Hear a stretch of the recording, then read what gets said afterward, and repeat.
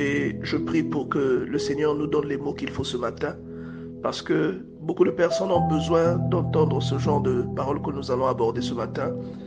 Il y a aujourd'hui dans l'Église un phénomène. Malheureusement, les gens qui ne lisent pas la Bible ne sont pas conscients de ce phénomène et ne soupçonnent même pas, quelquefois, le piège profond dans lequel ils se trouvent. Et vous voyez, dans des églises aujourd'hui, les gens ne servent plus Dieu. Et des églises où le pasteur lui-même ou encore les leaders sont trempés jusqu'au cou dans des choses pernicieuses, dans l'amour de l'argent, dans la fornication dans l'église. C'est des personnes qui ont des enfants illégitimes, des pasteurs qui ont des relations extra-conjugales, des pasteurs divorcés et remariés. Et malgré tout, les fidèles continuent de suivre ces gens, alors que la Bible nous parle clairement de ces choses. Il y a des églises que certains d'entre nous fréquentent où ils savent pertinemment que le pasteur fait des faux miracles, des miracles arrangés. Il y a même des fidèles qui sont dans cette combine de faux miracles, qui vont chercher des personnes qui peuvent jouer ce rôle. Il y a même des fidèles aujourd'hui qui, moyennant quelque chose, vont à l'avance donner des béquilles, à l'avance donner des fauteuils, des fauteuils aux personnes paralytiques, aux personnes supposées être paralytiques, mais qui ne le sont pas vraiment. Et ce sont les fidèles qui participent avec le pasteur, de connivence avec le pasteur, à cette magouille et à ces tricheries. Et la Bible nous précise dans 2 Thessaloniciens chapitre 2 verset 3 que personne ne vous séduise d'aucune manière, car il faut que l'apostasie soit arrivée auparavant et qu'il ait vu apparaître l'homme du péché, le fils de la perdition. Vous voyez, la Bible nous prévient, l'adversaire qui s'élève au-dessus de tout, il doit apparaître, au-dessus de tout ce qu'on appelle Dieu et de ce que l'on adore, jusqu'à s'asseoir dans le temple de Dieu, se proclamant lui-même Dieu. Combien de personnes avons-nous aujourd'hui dans les églises qui se font passer pour Dieu? Combien d'églises aujourd'hui, combien de fidèles même parmi nous vont dans des églises où leur fondateur se donne pour Dieu et ils sont persuadés que c'est Dieu lui-même leur fondateur, que cet être humain qui est venu, qui a fondé l'église, qui s'est fait appeler Dieu. Beaucoup de gens continuent de le croire, et même ceux qui n'ont pas dit qu'ils étaient Dieu, il y a des gens qui disent que c'est Dieu lui-même qui était là avec eux. Vous voyez, la Bible déclare l'apparition de cet impie se fera par la puissance de Satan, avec toutes sortes de miracles, de signes et de prodiges mensongers.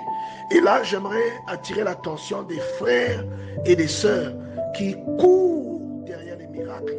Ils vont d'église en église. Eux, ils ne suivent pas la vérité de Dieu, mais ils suivent les signes et les miracles. Ils ne lisent pas la Bible. Ils ne savent pas que la Bible avertit qu'il y aura un temps où les gens ne courront que derrière ces choses et que Satan, par le petit pouvoir qu'il a reçu, fera des signes et des prodiges qui séduiront même des personnes qui n'auraient pas dû être séduites, qui séduiront même des personnes qui avaient réellement un appel. Il va s'infiltrer dans l'église et des hommes de Dieu, vertueux auparavant, vont se changer en loup en train de dévorer le troupeau. Vous voyez, il y a des hommes de Dieu aujourd'hui dans les églises que certains d'entre nous fréquentent qui couchent avec les membres de l'église en toute impunité. Le comité le sait. Des hommes de Dieu qui font avorter les sœurs dans l'église, qui encouragent l'infidélité dans l'église. Un homme qui trompe sa femme, mais parce qu'il a de l'argent, on lui réserve un siège dans l'église, un premier rang auquel cet homme-là accède simplement parce qu'il a de l'argent. Ce n'est pas une position à laquelle cet homme accède selon Dieu, mais c'est une position selon l'homme et selon le sentiment de l'homme. Vous voyez, combien de personnes participent à ces choses où au lieu d'invoquer Dieu dans leur prière, ils invoquent leur prophète. Au lieu d'invoquer Dieu dans leur prière, ils invoquent le fondateur du mouvement dans lequel ils ont adhéré. Il y a des personnes aujourd'hui qui, lorsqu'elles prient ou encore lorsqu'elles font un échange, un partage, au lieu de présenter Dieu, au lieu de présenter le Seigneur, ces personnes-là présentent leur prophète, ces personnes présentent leur pasteur. Nous avons malheureusement aujourd'hui plein d'églises comme ça, et ce sont des églises qui sont spécialisées dans les faux miracles. Et ce sont des grands ministères que beaucoup de gens connaissent. Il y a des gens qui sont avertis, qui savent, mais quelquefois qui refusent de l'accepter. Mais ils sont conscients qu'il se passe des choses bizarres dans l'église. Des églises qui sont là seulement pour extorquer de l'argent aux fidèles.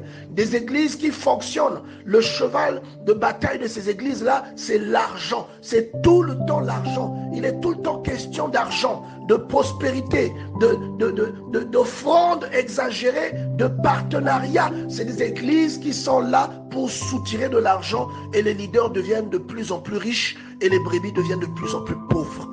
Combien de choses comme ça nous avons aujourd'hui, mais malheureusement, il y a des personnes qui ne recherchent pas Dieu avec un cœur sincère et qui continuent de mouiller dans ce genre d'affaires, qui continuent d'être trompées par des personnes qui ne sont pas envoyées par Dieu, mais qui ont une apparence de piété. La Bible nous avertit de ces choses. La Bible nous dit qu'il y a un esprit d'égarement qui va se saisir des personnes qui n'ont pas reçu la vérité, qui n'ont pas reçu l'amour. Si vous ne recherchez pas Dieu de tout votre cœur, vous ne recevrez jamais l'amour dans le cœur. Vos écailles ne tomberont jamais de vos yeux. Vous continuerez à être égarés. Et la Bible dit que Dieu a livré ces gens-là à un pouvoir d'égarement, à un esprit d'égarement. Et rappelez-vous que Akab, qui ne voulait pas suivre ce que Dieu disait, Dieu l'avait livré aussi à un esprit d'égarement. La Bible dit que le diable avait mis un esprit de mensonge dans la bouche de ses prophètes. Vous voyez? Et beaucoup de chrétiens aujourd'hui subissent ce que Akab avait suivi. Et quand vous êtes dans cette voie, la direction c'est la mort, bien-aimé dans le Seigneur. Il y a un mot qui retient mon attention au verset 3. Ce mot dit que personne, donc on dit que personne ne vous séduise d'aucune manière, car il faut que l'apostasie, c'est ce mot-là qui m'interpelle et j'aimerais insister sur ce mot. Pour ceux qui ne savent pas, l'apostasie, c'est le déni de la foi, le déni de la chose, de la raison de votre conviction.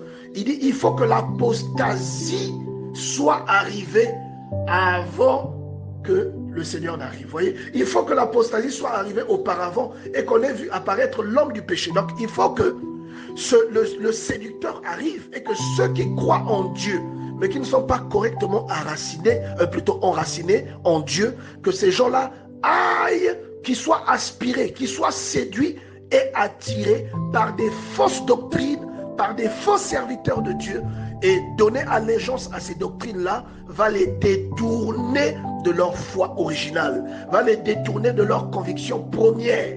Et ces gens-là, bien-aimés dans le Seigneur, sans le savoir, auront renié la foi et la conviction originale dans laquelle ils ont été élevés. Et la conviction originale qui les avait convaincus auparavant de la puissance et de la grâce de Dieu en fait. La Bible dit l'apparition de cet impie se fera par la puissance de Satan avec toutes sortes de miracles et de signes et de prodiges mensongers et avec toutes les séductions de l'iniquité pour ceux qui périssent par ceux qui le regardent. Avec toutes les séductions de l'iniquité. Vous pouvez croire qu'il y a un homme de Dieu qui a dit que la masturbation n'est pas un péché. Un homme de Dieu, célèbre, populaire, connu, avec un auditoire incroyable. Un homme de Dieu qui se tient sur la chair, qui déclare une chose pareille. Et il y a beaucoup d'autres personnes qui servent le Seigneur, qui déclarent des choses qui conduisent les gens à l'apostasie, qui déclarent des choses qui détournent les gens de la vraie foi. Le simple fait de s'ériger en Dieu, c'est la pire des apostasies. Vous voyez, c'est quelqu'un qui vous séduit et qui vous détourne de votre salut. Vous voyez? Et la Bible dit qu'avec toutes les séductions de l'iniquité pour ceux qui périssent parce qu'ils n'ont pas reçu l'amour de la vérité pour être sauvés. C'est des gens qui ne cherchent pas vraiment Dieu. Et comme la lumière ne vient pas, les écailles demeurent. Bien-aimés dans le Seigneur, nous devons sincèrement rechercher Dieu. Et la Bible dit dans 2 Thessaloniciens 2, verset 11, aussi Dieu leur envoie une puissance d'égarement pour qu'ils croient aux mensonges. Il y a des gens qui croient aux mensonges parmi nous, mais qui ne sont pas conscients qu'ils croient aux mensonges. Vous voyez des gens débiter des mensonges, des âneries, des blasphèmes, bien aimés dans le Seigneur, des hérésies. Mais vous voyez comment les gens les acclament. Ils ont des disciples qui les acclament, qui ne se rendent même pas compte que c'est un mensonge. Ils ont la parole de Dieu devant eux. Ils savent que cette parole dit l'inverse de ce que la personne dit. Mais ces gens-là acclament, vous voyez, et ils sont conduits tout droit vers des pièges pernicieux. Et la Bible dit, afin que tous ceux qui n'ont pas cru à la vérité, mais qui ont pris plaisir à l'injustice, soient condamnés. La Bible dit, parce que tu as rejeté la vérité, moi aussi je te rejetterai. Bien-aimés dans le Seigneur, remettons-nous en question. Ne mettez pas votre conviction dans un pasteur. Ne mettez jamais votre conviction dans un homme de Dieu, dans un prophète. Mettez votre conviction en Dieu. Ayez pour socle la parole de Dieu. Sondez les Écritures. Recherchez la vérité par le moyen de la parole. Le Saint-Esprit n'est pas éteint. Le Saint-Esprit n'est pas réservé qu'à certaines personnes. La Bible dit, au dernier jour, je répandrai mon esprit sur toute chair. Là où vous êtes, vous avez la possibilité de recevoir le Saint-Esprit. Ne vous laissez pas conduire seulement par ce qu'une personne pense ou parce qu'une personne croit avoir reçu de la part de Dieu. Mais sondez les Écritures. Il y a des gens qui ont eu en face d'eux le plus excellent des apôtres. Mais la Bible dit qu'ils étaient en train de sonder les Écritures à chaque chose qu'on leur disait. Vous voyez, sondez les Écritures et laissez-vous conduire par le Seigneur pour savoir si oui ou non la voie sur laquelle on est en train de vous conduire est une voie correcte ou est-ce que c'est un piège du diable. En étant conscient que Dieu vous avertit que c'est normal qu'à cette période que nous soyons aujourd'hui assiégés par un faux évangile, par des faux serviteurs de Dieu, des personnes qui auront connu Dieu, mais qui sont aujourd'hui détournées et qui enseignent le mensonge. La Bible dit, vous les reconnaîtrez à leurs fruits. Ne prenez pas égard aux miracles qu'ils font. Il y a beaucoup de miracles mensongers. Ne prenez pas égard à la divination, aux fausses prophéties ou à la divination, à la magie que vous confondez avec la prophétie. Ne prenez pas égard à leur accoutrement, parfois vêtus de blanc. Bien-aimés dans le Seigneur, regardez leurs fruits. Quels sont les événements qui ont lieu dans leur vie? C'est ce que vous devez regarder. Qu'est-ce qui se passe dans leur vie? Ce sont des personnes parfois divorcées plusieurs fois. Parfois, ce sont des personnes qui couchent avec des membres de l'église. Ce sont des personnes cupides qui en ont après l'argent. Des personnes qui ne prennent pas égard aux pauvres. C'est des personnes, quand elles font un don, les caméras doivent venir. Quand elles font un miracle, les caméras doivent venir. Bien-aimés dans le Seigneur, des personnes qui sont en train de promouvoir tout le temps le culte de la personnalité. Il y a des gens qui ont des photos de leurs prophètes dans leur maison, les photos de leurs prophètes dans leur voiture, les photos de leurs prophètes partout dans tout ce qu'ils font. Il y en a qui se coiffent comme leurs prophètes. Il y en a qui se coiffent comme leurs pasteurs, qui s'habillent et qui parlent comme leurs pasteurs. Bien-aimés, le modèle c'est le Seigneur Jésus-Christ. Le modèle ce n'est pas vos pasteurs respectifs. J'aimerais bien aimer que tu médites aujourd'hui, que tu sois conscient que Dieu a averti que ces choses arriveront et que tu es peut-être en train de vivre ces choses. Bien-aimés, n'ayez pas honte et ne soyez pas limités. Même Simon le magicien qui servait le diable, lorsque Philippe est arrivé, bien-aimé, Simon le magicien s'est repenti. Il a abandonné ses mauvaises voies. Il a brûlé ses livres. Il a changé et il s'est agrippé aux disciples. Vous voyez, bien-aimés dans le Seigneur, n'ayez pas honte, ne soyez pas effrayés parce que vous croyez en quelque chose et vous découvrez que cette chose n'est peut-être pas vraie. Vous croyez en un homme et vous l'assimilez à Dieu. Ce n'est peut-être pas vrai. Sondez les Écritures et vous saurez, bien-aimés dans le Seigneur, si vous êtes sur une bonne voie ou pas. Ne vous fiez pas à ce que l'on vous a dit. Sondez les Écritures. Si Simon, qui servait le diable, a pu se repentir et donner sa vie, bien-aimés, combien à plus forte raison vous qui croyez servir Dieu? Si jamais on vous a présenté un faux Dieu, on vous a présenté une personne en lieu et place de Dieu, il doit être facile pour vous de faire une dérogation, de faire un changement de position pour maintenant aller vers le vrai Dieu et cesser d'adorer la créature. La Bible dit, ils ont adoré la créature au lieu du Créateur.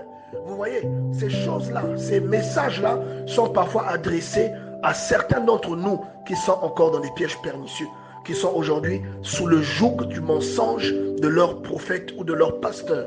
Remettez-vous en question, bien-aimés. Dieu accueille tout le monde. Répentez-vous si vous avez été dans l'erreur, Dieu vous accueillera. Dieu qui n'a pas rejeté Simon le magicien vous accueillera et vous fera porter les fruits dont vous êtes digne à cause de votre repentance. Bien-aimés, vous allez vous rendre compte que c'est à cause de l'ignorance que la plupart des gens qui croient en ces choses ont placé leur cœur dans ces choses.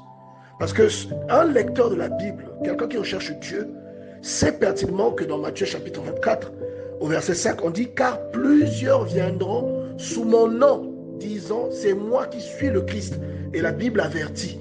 Et ils séduiront beaucoup de gens. Vous voyez? Et nous avons aujourd'hui beaucoup de nos frères qui sont devenus aveugles et qui vivent cette écriture sans avoir le moindre soupçon qu'ils sont en train de vivre cette écriture. Et il y a même des frères qui sont sous le joug des faux prophètes. La Bible dit dans Matthieu 24, verset 11, « Plusieurs faux prophètes s'élèveront et ils séduiront beaucoup de gens. » Vous voyez, c'est par ignorance que les gens qui pensent que leur prophète c'est Dieu, que le fondateur de leur église c'est Dieu, c'est par ignorance que ces gens-là croient en cette parole. Une personne qui recherche Dieu sait qu'après le dernier passage du Christ, il y a ce qu'on appelle la seconde venue du Christ. D'accord? Et il sait aussi que cette seconde venue est décrite dans le premier livre des Thessaloniciens, au chapitre 4. Il sait qu'on dit que ce jour-là, quand il apparaîtra, ça sera pour enlever l'église. D'accord? On dit que ceux qui sont morts reviendront à la vie. Mais c'est bizarre. Il y a un Jésus qui a vécu il y a 2000 ans et bizarrement, votre prophète aussi, c'est Jésus. Comment vous expliquez ça? Votre prophète, c'est Jésus qui est revenu. Mais les morts ne sont pas sortis de leur tombeau. Et ceux qui sont sur la terre ne se sont pas élevés dans les airs. Comment expliquez-vous donc que votre prophète, que vous pensez que c'est Jésus, soit réellement ce Jésus-là? Vous ne lisez pas la Bible. Vous êtes trompé et berné alors que les Écritures sont là. La Bible vous explique qu'après que Jésus ait vécu sur la terre, qu'il ait été crucifié et qu'il soit ressuscité le troisième jour et qu'il soit monté au ciel, il reviendra.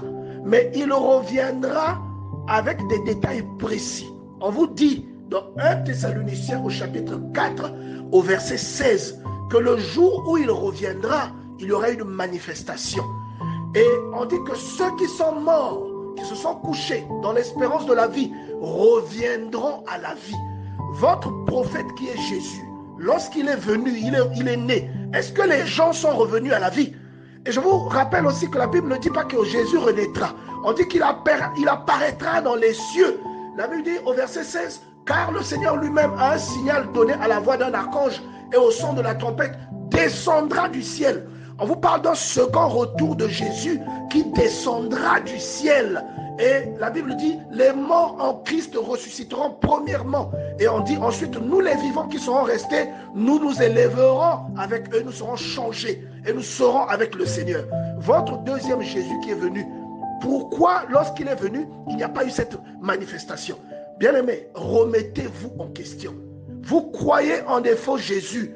Vous croyez en des faux Dieu. Vous voyez, vous êtes berné par le diable. La Bible le dit dans le livre de Matthieu au chapitre 24. On vous explique bien que plusieurs viendront sous mon nom, disant c'est moi qui suis le Christ, et ils séduiront beaucoup de gens. Et vous êtes sûrement dans la liste de ces gens-là qui sont séduits, dont le Seigneur a parlé à l'avance. Et vous allez lire ce que Dieu a dit de vous dans Matthieu 24, verset 5, parce que c'est de vous qui parlez. Puisque vous êtes séduits, vous croyez que votre fondateur, votre pasteur, votre prophète, que c'est Jésus qui est revenu dans la chair. Bizarrement, il n'y a pas eu de résurrection de mort. Bizarrement, il n'y a pas eu d'enlèvement de l'église. Nous avons même des églises où les gens se prennent pour des croyants véritables, marchant selon la parole. Et à cause des signes accomplis par leur prophète, ces gens-là ont commencé à dire que leur prophète était le Seigneur. Et parfois même de son vivant. Ou bien, quelquefois, c'est à la mort de cette personne que l'on a déifié cette personne. Bien aimé, pourtant, ce sont des lecteurs de la Bible. Ils savent qu'à la seconde venue de Christ, il viendra chercher ceux qui ne passeront pas par le jugement. Et bizarrement, leur prophète est né. Il n'est pas apparu dans le ciel. Il est né d'une femme. La Bible dit qu'à la seconde venue, le Seigneur apparaîtra dans le ciel. Vous voyez, vous avez la même écriture aussi dans le livre de Corinthiens. On vous explique qu'il apparaîtra dans le ciel.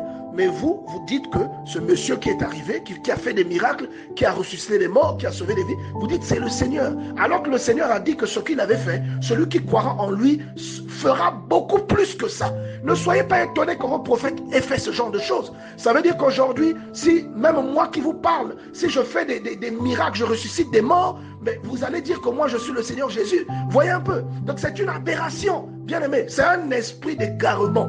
Sortez de ces choses, sondez les Écritures. La Bible dit que à la seconde venue de Christ, les morts qui sont morts depuis la création du monde, ceux qui sont morts en étant morts en Christ, ceux qui sont morts en ayant connu Dieu, quelle que soit la dispensation de leur époque, ils reviendront à la vie. Vous voyez, quand Jésus apparaîtra pour la seconde fois, ils reviendront à la vie. Et les vivants aussi seront changés. Et on ira tous ensemble vers le Seigneur. Et ça veut dire que votre Jésus, ou votre Seigneur, votre Dieu, que vous dites que c'est lui, votre prophète ou votre pasteur, c'est un faux Jésus. C'est un faux Christ. Vous voyez, puisque à sa venue, personne n'est ressuscité des morts. À sa venue, les gens n'ont pas été enlevés. C'est un faux Christ. Et la Bible vous le dit. Arrêtez d'être agrippés à quelque chose qu'un homme, peut-être qui avait fumé le chanvre, vous a dit, à quelque chose qu'un homme qui était dans une extase vous a dit, mais agrippez-vous à ce que l'Écriture dit, au témoignage de l'Écriture qui vous enseigne dans la vérité, vous enseigne dans la stricte vérité. On vous dit qu'il y aura plusieurs qui viendront avec cette supercherie, mais que le jour où le véritable arrivera, tel signal aura lieu, tel événement aura lieu. Avez-vous vu ces événements? Non. Si vous ne les avez pas vus, arrêtez de croire dans des êtres humains. Autrement, bien aimés, au dernier jour, vous irez en enfer.